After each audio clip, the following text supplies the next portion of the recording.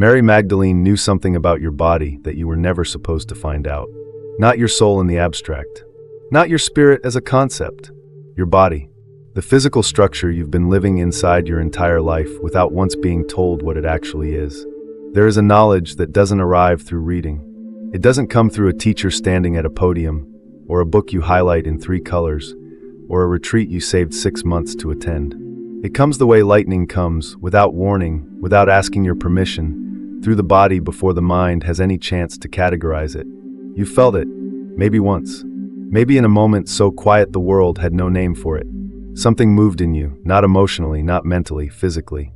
Along your spine, like a current that existed before you did, briefly remembering that you were its channel. That wasn't imagination. That was the oldest knowledge in the world knocking. And the transmission that carries the clearest map of that knowledge, the most precise, most uncompromising guide to what that current is and how to move it, has been buried under centuries of deliberate rewriting, carried by someone whose name keeps surfacing no matter how many times certain hands have tried to erase what she actually taught. You already know her name, but I promise you, you do not yet know what she knew. What she knew was this: the divine doesn't live above you. It doesn't live outside you. It moves through you, through a precise, sacred, anatomical road that runs from the base of your pelvis to the crown of your skull. Your spine is not just bone and nerve. It is the oldest map ever drawn of the path back to God, and Mary Magdalene knew exactly how to walk it. Forget the paintings. Forget the stained glass. Forget every image you've ever been handed of who she was. What remains when you strip all of that away is not a figure standing in someone else's story. What remains is a frequency, a quality of knowing so precise, so embodied, so utterly uninterested in performance or approval, that it has been cutting through centuries of noise and arriving, still intact, in people who weren't even looking for it. That's what a real transmission does. It doesn't need your belief. It needs your openness. Here is what that transmission carries at its core. And I want you to feel this, not just process it intellectually. There is something inside you that was never born. Not your soul in the conventional sense. Not your higher self as modern spirituality packages it. Something older than both of those concepts. Something that existed before this incarnation, before the architecture of your personality was assembled, before the world handed you your wounds and your name and your carefully constructed sense of who you are. The Gnostic lineages, the wisdom streams that ran underground through Alexandria, through the therapeutic communities on the shores of Lake Mareotis in Egypt, through the Essene brotherhoods, they had a word for it. The monad, monas in Greek, the one, the indivisible, the point of divine consciousness that is simultaneously the source of everything and the seed of everything, existing inside every human being as a kind of buried signal, waiting not to be created, not to be summoned, but simply to be uncovered. Mary's transmission, the real one, the one that kept getting copied in secret and hidden in clay jars and passed between communities that knew the stakes of carrying it, was not primarily about theology. It was about activation, and the road of that activation runs directly through your spine. In 1945, a farmer near the town of Nag Hammadi in Upper Egypt broke open a sealed clay jar buried in the desert and found something that was never supposed to survive. 13 leather-bound codices. 45 separate texts, copied between the 3rd and 4th centuries, but carrying ideas, carrying a cosmology that reached back much further, to the same streams of wisdom that shaped the mystery schools of Alexandria, to the same underground rivers that fed the tradition Mary was trained within. These texts describe, with a precision that still stops me cold when I sit with it, the internal architecture of the human being. Not the anatomy of the physical body, though they knew that too. The anatomy of consciousness itself, how it's layered, how it moves, what blocks it, and crucially, what the spine is in the context of that movement. In the Gnostic cosmology carried in these texts, the human being is understood as a microcosm, a complete replica, in miniature, of the entire structure of reality. The universe has layers of emanation, each one a further expression of the original monad, each one slightly denser, slightly more removed from that first light. And the human body mirrors that structure exactly, from crown to root, from the most refined to the most dense. The spine is the axis of that mirroring. In the ancient world, across traditions that had no contact with each other, the Egyptians called it the Jed pillar, the symbol of Osiris's backbone, the column of stability and resurrection. The Hindu tantric lineages map the Sushumna Nadi running through the center of the spinal column, the central channel through which Kundalini, the primal life force energy, ascends toward union with the divine. The Kabbalists describe the middle pillar of the tree of life, a central column of light running through the human body, connecting Maketh at the feet to Kether at the crown. Different languages, different centuries, different continents, the same map, and every single one of these traditions, every one, understood that this column is not passive. It is not just structural. It is intelligent. It responds. It awakens. It can be worked with deliberately, systematically, day by day, until what was buried at its base begins moving upward, through 7 distinct chambers, toward the recognition that the monad always sought, itself. 7 chambers. 7 days. 7 qualities of consciousness that the monad must move through on its way back to its own recognition. This is not metaphor. This is the most precise spiritual technology ever transmitted. And Mary Magdalene was one of its clearest keepers.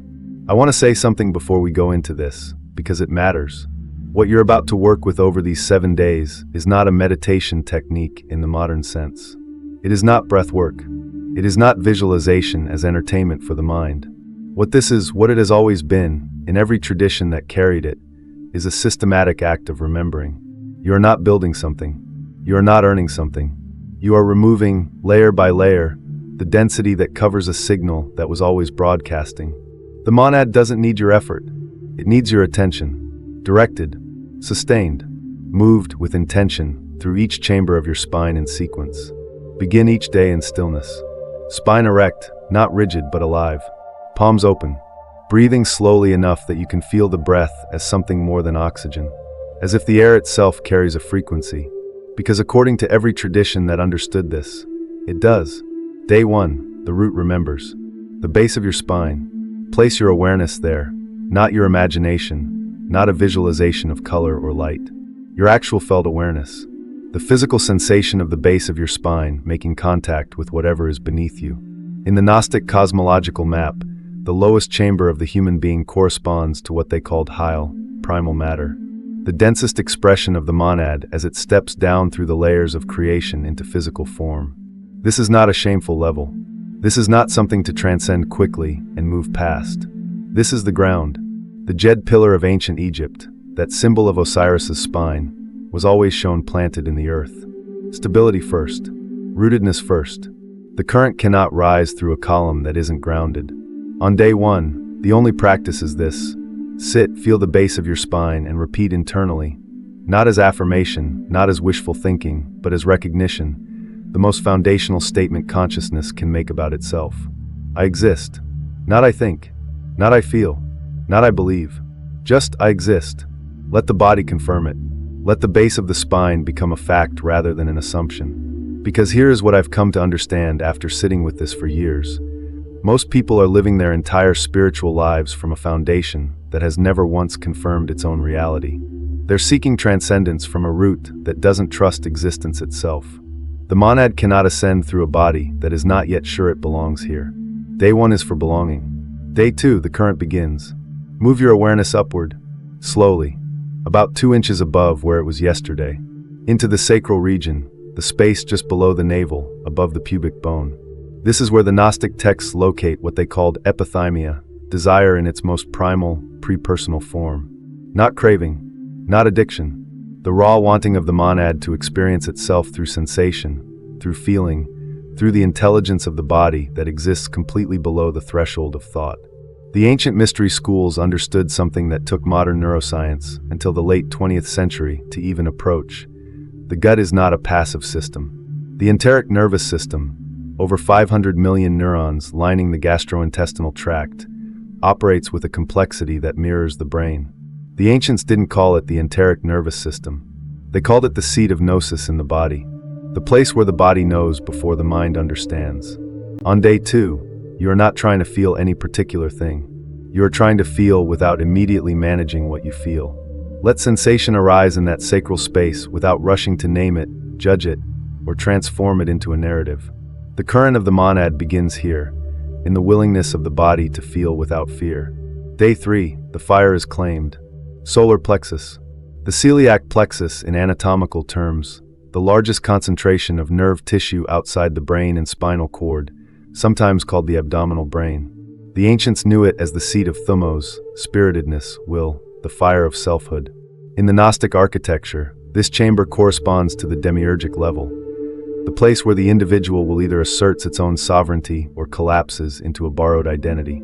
The demiurge, in Gnostic cosmology, is the force that shapes the material world, powerful, but operating without direct knowledge of the monad above it.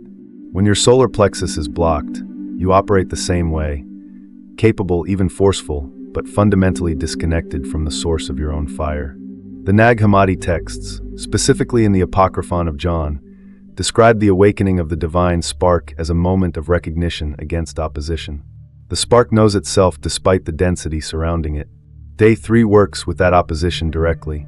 Sit with your solar plexus and ask, not rhetorically, but as a genuine act of inner inquiry, whose will am I actually living from? Whose voice has taken up residence in this chamber and convinced you it was yours? You don't need to answer with words. The body will answer. It always does. Claim the fire. Not aggressively, precisely.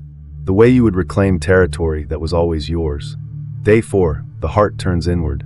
This is the pivot point of the entire 7 days. The heart center, the Anahata in Sanskrit, the Tiferet on the Kabbalistic tree of life, positioned at the exact geometric center of the human energy body, is where the lower 3 chambers meet the upper 3. Earth meets heaven. Matter meets spirit. Here. But Mary's transmission, and this is the part that modern heart-centered spirituality consistently misses, locates the primary movement of the heart inward before it can authentically move outward. The heart does not begin by loving others. It begins by recognizing the monad within itself. The Gnostic text known as the Gospel of Truth, found among the Nag Hammadi codices, written in the same streams that carried Mary's teaching, describes the awakening of the heart as the moment when the divine calls its own name and hears itself answer from within the human chest. Read that again slowly. The divine calls its own name and hears itself answer from within the human chest. On day 4, sit with your heart, not with gratitude lists, not with forgiveness practices, not with anyone else in mind at all. Turn the gaze of your heart completely inward. Find the love that has no object, the warmth that exists before it has anything to be warmed toward. That is the monad beginning to recognize its own reflection in the mirror of your heart. This day will shake something loose. Let it. Day 5, the voice speaks from the source. The throat center is where the interior becomes exterior, where the invisible takes on sound, where the monad, having moved through matter, sensation, will, and love, first speaks. In the mystery school traditions, the throat was considered the most dangerous chamber to awaken prematurely, because a voice that speaks before the lower chambers are cleared becomes a voice of performance, of spiritual theater, of borrowed wisdom dressed in original language. You know this voice. You've heard it, maybe in others, maybe if you're honest, in yourself. The Therapeuti, the Jewish-Egyptian contemplative community that operated near Alexandria in the 1st century, one of the clearest historical examples of the kind of tradition Mary was connected to, had a specific practice around silence. Not silence as absence, silence as listening to the source before speaking from it. They understood that the throat doesn't generate truth.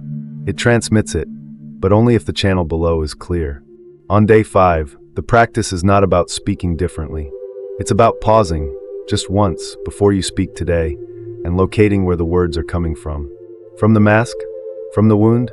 From fear of what happens if you say the true thing? Or from somewhere below all of that? From the current that's been moving up your spine for 4 days now, from the monad itself, finding its voice in you? One pause, one moment of location.